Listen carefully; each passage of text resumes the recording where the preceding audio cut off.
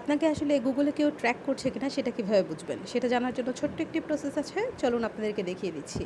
তো সেজন্য প্রথমে আমি সেটিংসে চলে যাচ্ছি। সেটিংসে যাওয়ার পর একটু স্ক্রল করে নিচে চলে যাব। এখানে দেখুন গুগল লেখা একটা অপশন আছে, সেটা আমি চাপ দিব। তো এটা ক্লিক করার পরে এখানে হচ্ছে কি আমাকে দুইটা অপশন দেখাবে। তো আমার এটা একটু সময় নিচ্ছে।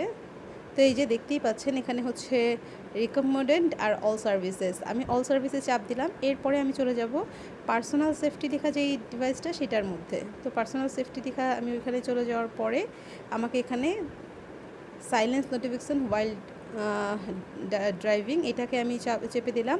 এখন আমাকে দেখাবে যখন কেউ আমাকে আর কি করবে, তো তখন হচ্ছে গিয়ে ট্র্যাক করবে, তখন আমাকে বুঝিয়ে দিবে। আর একটু এখন আপাতত আমাকে কেউ ট্র্যাক করছে কিনা সেটা আমি নিচে যে ম্যানুয়াল লেখাটা এখানে গেলেই দেখতে পারবো। তো দেখুন এখন আমাকে